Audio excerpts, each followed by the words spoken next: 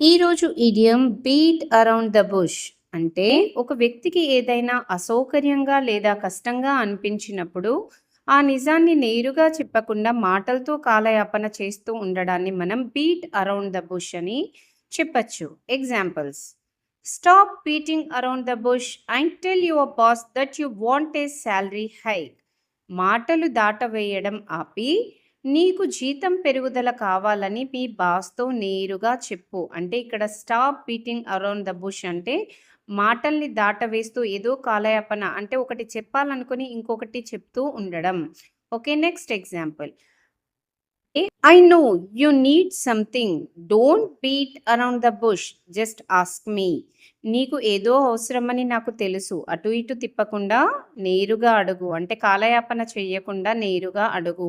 I know you need something. Don't beat around the bush. Just ask me. Tell me how the vase broke. Don't beat around the bush. ఆ పూలకుండి ఎలా పగిలిందో చెప్పు. సంబంధం లేని విషయాలు చెప్పకు. Don't beat around the bush అంటే సంబంధం లేకుండా కాలయాపన చేస్తూ లేని విషయాలు చెప్పకు. Don't beat around the bush. Did you finish your homework or not. Don't beat around the bush. Did you finish your homework or not. సోది చెప్పకు. నువ్వు హోంవర్క్ పూర్తి చేశావా లేదా అంటే వేరే వేరే మాటలు చెప్తూ కాలయాపన చేయడాన్ని సోది చెప్పకు అంటాం కదా. Don't beat around the bush.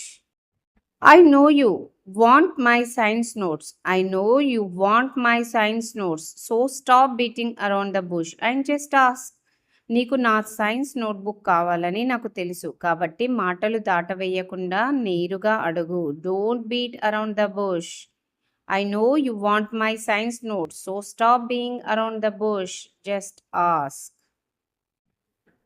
The principal told the students to stop beating around the bush and admit who broke the window.